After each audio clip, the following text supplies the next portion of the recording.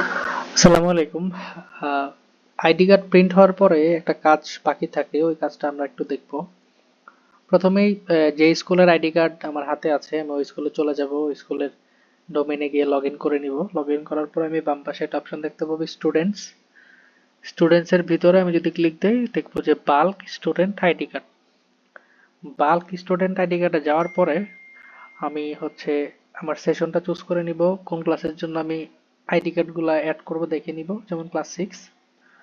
তো ক্লাস 6 দেওয়ার সাথে সাথে রোল নাম্বার 1 থেকে 10 পর্যন্ত সিরিয়ালি চলে আসছে।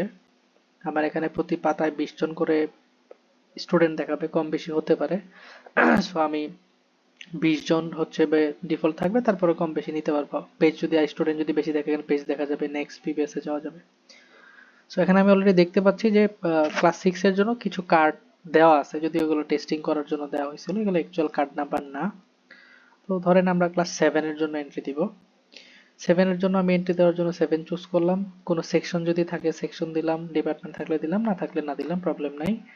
ফিল্টার করার সাথে সাথে অথবা আমি যদি এখানে লোড স্টুডেন্টে ক্লিক করি, অটোমেটিক দেখা গেছে যে 10 জন স্টুডেন্ট আছে আমার টোটাল। 10 জনের কারোই কার্ড নাই, এখানে দেখা যাচ্ছে জিরো কার্ড।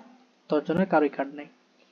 তো আমি যদি আমার মাউসটা এই জায়গাতে নিয়ে আমাদের যে একটা কার্ড রিডার মেশিন আছে সেটা যদি আমার ল্যাপটপ অথবা কম্পিউটার ওটাতে কানেক্ট করি, কানেক্ট করার সাথে সাথে আমি দেখবো বাম পাশে রোল নাম্বার 1 তার ছবিটা দেখবো, আমার হাতের কার্ডের ছবিটা দেখবো। যদি দেখি যে সেম, জাস্ট ওই মেশিনটাতে আমি টাচ করব। টাচ করার সাথে সাথে এরকম একটা নাম্বার চলে আসবে এবং সে পরেরটাতে চলে যাবে।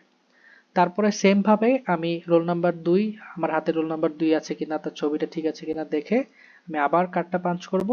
সাথে সাথে এরকম একটা নাম্বার করে আমার কার্সরটা বা মাউসটা এই জায়গাতে চলে আসবে। সো এভাবে যতগুলো স্টুডেন্ট বা যতগুলো রোল নাম্বার আছে ওগুলো চেক করে করে আমি ছবি দেখে দেখে এখানে এন্ট্রি দিতে পারবো। সেক্ষেত্রে আমাকে মাউস অথবা কিবোর্ড ধরা লাগবে না, শুধুমাত্র মেশিনটাতে টাচ করলেই এটা অটোমেটিক এন্ট্রি হয়ে যাবে। তবে যদি কোনো কারণে কোনো রোল মিস যায়, যেমন ধরেন roll number 4 roll number 5 entry দেওয়া হয়নি, বা রোল নাম্বার 5 এন্ট্রি দেওয়া হয়েছে বাট কার্ড প্রিন্ট করা হয়নি, 5 এর কার্ড নাই, 6 এর আছে, 4 এর কার্ড আছে, 6 এর কার্ড আছে, 5 এর নাই, সেক্ষেত্রে আমাকে এই জায়গাতে যখন নাম্বারটা এন্ট্রি হবে অটোমেটিক এখানে চলে আসবে। মাউস দিয়ে এটা আবার একটু নিচে নামাই দিতে হবে। সো এক কথায় কোন স্টুডেন্ট কোন ক্লাসের রোল নাম্বার কত তার ছবিটা দেখে আমি জাস্ট মেশিনটাতে যদি আমার কার্ডটা পাঞ্চ করি, অটোমেটিক সে নাম্বারটা নিয়ে দিবে। এইভাবে করে আমি যখন নাম্বারটা এখানে অ্যাড হবে, স্টুডেন্ট যতগুলা আমার হাতের কার্ড ততগুলো যদি আমি পাঞ্চ করে নাম্বারগুলো অ্যাড করতে পারি, সাবমিট করার সাথে সাথে অটোমেটিক্যালি এই কার্ড নাম্বারগুলো আমাদের সফটওয়্যারে অ্যাড হয়ে যাবে। সো এইভাবে আমি ক্লাস 7, 8, 9 যে স্কুলে যতগুলা কার্ড হয় সবগুলো এই জায়গাতে অটোমেটিক আমি অ্যাড করে দিতে পারবো। অ্যাড করে দেওয়ার পরে পরবর্তীতে শুধুমাত্র স্কুলে আমাদের একজন কোঅর্ডিনেটর যাবেন।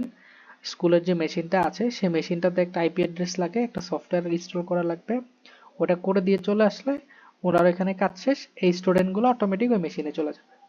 এই ছিল মূলত আমাদের স্টুডেন্ট আইডি কার্ড নিয়ে মূল কাজ।